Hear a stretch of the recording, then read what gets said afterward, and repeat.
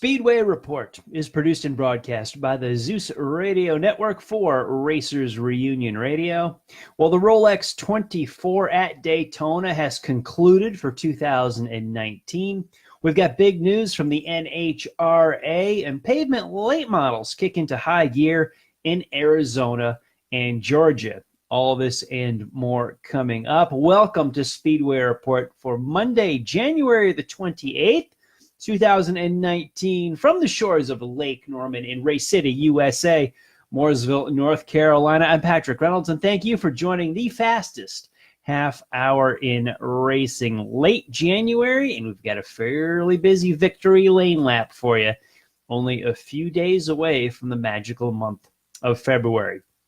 IMSA gets us kicked off with probably the biggest event so far of the 2019 calendar. We could debate the Chili Bowl back and forth, but this is a pretty big deal. Rolex 24 at Daytona kind of sort of took the checkered flag yesterday afternoon. We'll talk about that in a little bit. Overall winners and in the DPI class was Wayne Taylor Racing. Your co-drivers, pretty star-studded lineup: Fernando Alonso, Kamui Kobayashi, Jordan Taylor, and Ringer van der Zender. LMP2, the overall win in that class was taken by Dragon Speed. Your co-drivers for them: Sebastian Saavedra, Roberto Gonzalez, Pastor Maldonado, and Ryan Cullen. In GTD, Grasser Racing piloting a Lamborghini they brought to the gunfight. They brought a bigger gun. Christian Engelhardt is your one of the drivers. Rolf Nyken, Mirko Bortolotti, and Rick Brukers. They won for the second consecutive year. And in GT Le Mans, BMW with Rahal, Letterman, Lanigan Racing. Your co-drivers: Augusto Farfus, Colton Herta, Connor DeFilippe, and Philip Eng. Lots of interesting stories coming out of the BMW camp. We'll touch on those shortly. Heading to the short tracks and stock car racing, the Chili Willy 150 was run over the weekend in Tucson, Arizona. Michael Scott won the $10,000 race. This after bouncing back from a qualifying lap slap against the wall. Actually, he slapped the wall before qualifying. The crew got the car back together. He still won the pole, still won the race. Big props to his team out there. The CRA Speed Fest was held a little closer to us here in Charlotte, held down at Watermelon Capital Speedway in Georgia. The Super Late Model 200, won by Connor Orzasik. The 17-year-old from Alabama held off none other than Kyle Busch. You've probably heard of him. Nice run there. And in the Pro Late Model 125, Casey Roderick was the winner. And during the Super Late Model race, Roderick got into a little heated exchange of words, how'd you say? A little finger pointing and mouthing with Bubba Pollard. Go figure. Pollard seems to be the center of attention. It's one of those guys, when you go to the late model races and Pollard is out there, you keep your eye on him because the race suddenly became a little bit more interesting. Roderick says Pollard did it. Pollard says Roderick did it. Roderick gets the win in the Pro Late Model race. Then they trade some paint in the Super Late Models. And up in Atlantic City, New Jersey, second-generation star Andy Jankowicz won the Gamblers Classic for three-quarter midgets inside. They go next race of the Indoor Series in Syracuse in March. Pretty cool way to pass the winter with those cars up in the Northeast United States. Well, let's talk about a big weekend of racing. We began Speed Weeks at Daytona with the running of the Rolex 24, the twice-round-the-clock Endurance Classic. Little lackluster finish. Finished, well, under the red. We sat basically almost the last 2 hours of the race under red before the checkered flag fell. We knew a storm was coming. We had some sunshine right before the race started. The clouds came in. The forecast was there. Looked like Sunday morning the storm would come. Got chilly Saturday afternoon. Got colder overnight. Woke up Sunday morning, monsoon-like conditions, just pouring down rain. Typical Florida, a beatdown of the rain and the weather. And they ran as best they could. Overall stats of just over 13 hours of green flag racing in the entire 24-hour race. That was a stat that kind of blew me away. Thanks to Kelly Brule for that interesting tidbit. We had 2 red flags, 1 red flag early Sunday morning. While we waited out the rain, we went back to, I'll use air quotes, racing. And these guys just couldn't keep it on the track. Pile-ups, crashes, kept wadding each other up, spinning out. It was really unraceable conditions, as well as these guys, as talented as these guys are in the rain, in sports cars, in the rain tires from Michelin, just was not good enough. The red flag came out. I think officially you're looking at about 12:39 Sunday afternoon, and we sat and we waited. And as it got close to 2 o'clock, with the checkered flag falling roughly 2:30 Eastern time, you could even tell at that point, we're not going back racing. By the time we called the guys to the cars, buckled everybody in from where they were, warmed the engines up, and just gave them at least 1 lap under caution, which takes several minutes just to take the green flag to restart the race. Why would we rush this in a monsoon-like conditions to just get a few minutes sprint to the checkered flag to finish under green when you weren't going to make it all the way around under green anyway? Lackluster finish, but still a great event. Rolex 24 never ceases to disappoint. Ending a little anticlimactic, but we had 24 hours. It's not like we got shortchanged at all. Endurance racing, that's the name of the game, and we're not going to start counting or stop counting in a timed race. So that is the first time also the Rolex 24 has ever had 2 red flags in all the years. IMSA's 50 years old. A few other things are turning 50 years old soon. We'll talk about that in a little bit. But first time ever we've had 2 red flags in a Rolex 24, for one for the ages at the end of yesterday's event. The marquee name wound up in victory lane yesterday. Fernando Alonso carries an incredible magnet, personality, energy wherever he goes. Saw him in Indianapolis a couple of years ago, looking to see him again this May. Building his resume, my goodness, 2-time world champion, Le Mans 24-hour winner, now adds the Daytona 24 to his long list of accomplishments and race wins. He says he's got 1 missing. That is the Brickyard in May with the Indy 500. He wants to drink the milk. He will be there thanks to McLaren. Now, he was actually in the Wayne Taylor racing car when the team took the lead for the Rolex 24. Philippe Nasser was in the Wayland engineering car. In this rain, in this monsoon, it was just standing water as Nasser slid wide as they went into turn 1, that big paved area, in that short chute on the oval between start-finish line and the NASCAR turn 1. Just slid wide, couldn't get the car turned, gave the lead to Alonso. Alonso used his years of experience in car control to go ahead, grab the checkered flag, or, lead the field to the red anyway, and then just wait around to see what conditions would happen. One of the most inspiring, amazing stories in all of motorsports, and that's not hyperbole either. We touched on hyperbole and so much exaggeration in the world of media, the world of motorsports. When we talk of Alex Zanardi, I don't believe I'm going overboard. We remember him from the Champ Car days of winning, first of all, so many races for Chip Ganassi Racing. He was the one, to me, excuse me, that really epitomized the donut after a victory lane. The guy could donut like nobody else. He could plant that left front or the right front, spin it like a top wherever he went, and he often went in front of the Honda grandstand because they were powering Chip at the time. Zanardi went to Formula One. He did a stint there, came back to the U.S. and was in Champ Car Racing and had that horrific crash, not even on U.S. soil, but over in Europe, and lost both of his legs pretty much from the knee down. Now he has just an amazing attitude, an infectious spirit, and is a gold medal Paralympic champion. He has done so much, being an inspiration to so many people and running marathons, competing in sporting events. He has lifted and amazed so many people. And here he comes and he runs the Rolex 24 with special controls, a special steering wheel, hand brake, hand shifting, hand throttle. He can do all that with the steering wheel. And he's had it specially made for the BMW he was rolling in. And just watching him get around the garage area, get in and out of that race car, he's an inspiration to us all of when a barrier is in front of us, will teach us how to go around it or over it or through it. This is the guy you want. And I think even though in the BMW cars, he wasn't on the team that drove the winning car, him being part of BMW, I think, and I can't take credit for the words on this one, but somebody else pointed it out to me, and I could not agree more, that he lifts the spirit and the competitive nature of the entire team.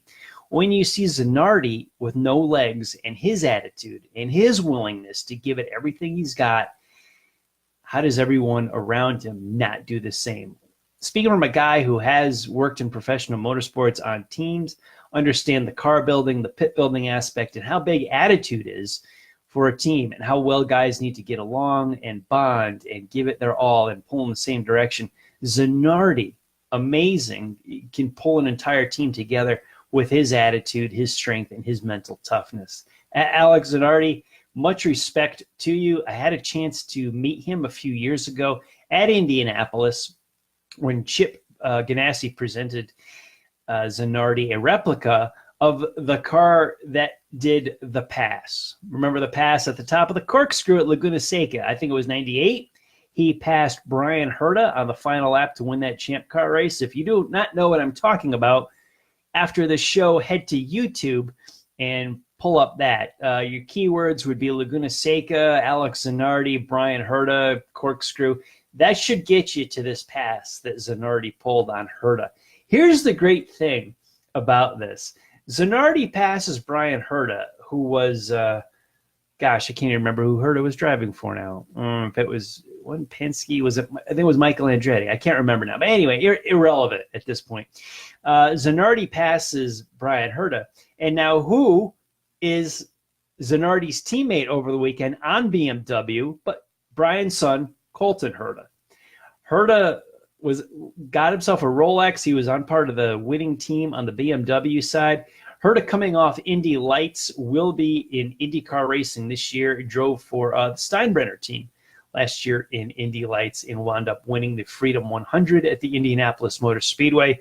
Herta in a BMW this past weekend. Now he knows what time it is with a new Rolex after victory lane at Daytona. Now, I did not make it down for the Rolex 24, so I witnessed it like so many of you did. And I want to say of how impressed I was with the NBCSN coverage of the race. I've watched for years on Speed, and then I've watched for years on the various Fox Sports 1, 2, etc.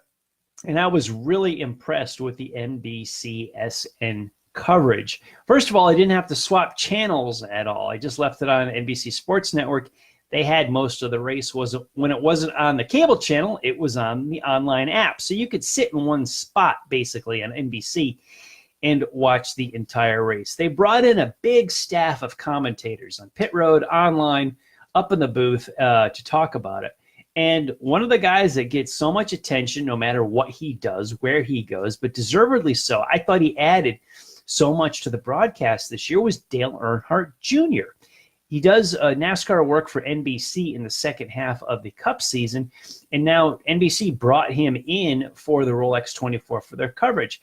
Naturally, the critics come out on social media critical of NBC and NASCAR and stock car racing, etc. I understand that a lot of folks that like sports car racing or IndyCar racing don't care for stock car racing. There's also a lot of people that do like multiple forms of racing. I never understood liking one form of motorsports and not another form of motorsports. You know, I'm the biggest NASCAR criticizer if you watch this show with any kind of regularity. But I still am a fan of auto racing. And if you can bring a guy like Dale Jr. in, you're going to draw more eyes to IMSA and the Rolex 24. I thought it was a great cross promotion as they brought in a lot of their NASCAR folks. Chris Devoda, Steve Letarte, and Dale Jr. sat on the pit box. They brought up a lot of folks. I saw Scott Dixon, Bobby Rahal, Hurley Haywood talk, and I enjoy the crosstalk between the different disciplines and different forms of racing. as a guy that grew up on stock cars, I want to learn more about drag racing. I want to learn more about road racing. I know I spend a lot of time on the short tracks of pavement and dirt, but there's always more you can learn. New folks to meet, new heroes, new superstars at that discipline. I dig that. I thought it was great. I thought NBCSN had a more, I guess, organized look and feel to it than I have seen for several years out of Fox. It just looked like it blended well together, and they did well. They did yeoman's work in this monsoon. They did a good job. I think they get criticized. Okay, fine, you can have your opinion on them, but I thought they deserved better than just say they suck. They didn't suck. I thought they did a pretty darn good job. Covering a 24-hour race is hard. Covering a 2-hour race is hard.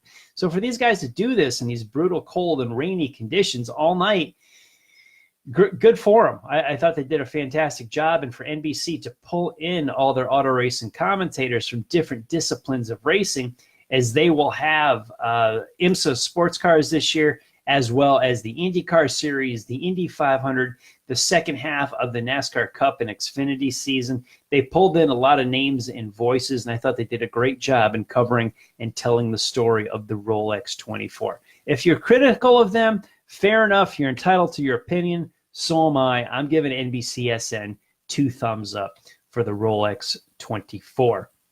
Now, with the Rolex 24, that moves out of the way. Our sights are set on Speed Weeks on the oval with the stock car portion, as in a couple of weeks, the ARCA cars will be there for their race, as well as the Cup cars for the Clash. We look at the Daytona 500 schedule. I want to tip my hat and give a big bravo to the NHRA for not having a race against the Daytona 500. I've talked about different sanctioning bodies not being scared of NASCAR Cup, but being wise in using their schedule to kind of maybe maximize their viewership and not always going head to head. Some of the NHRA shows over the past few years, a couple of them have gone. That one in Arizona, the second race of the year, has gone up against the Daytona 500. They don't do it. They have the Winter Nationals coming up, which will be qualifying weekend for the Daytona 500. They leave the 500 alone and return the following weekend. So great for the NHRA. I think you'll maximize your viewers and your sponsors by doing it that way. Nice work. And our big thanks to Courtney Force. She has announced that she is stepping away from the driver's seat. Advanced Auto Parts will go over to the Top Fuel side, away from the funny car side. But racing takes a lot out of you, personally, mentally, physically, and a decades-long career is not for everybody. Yeah, it's tough. Working in racing can take a lot out of you personally, and sometimes you just know it's time at a young age. Heck, Ned Jarrett retired. I think he was only 34 years old when he stepped out of the cockpit. He knew it was time.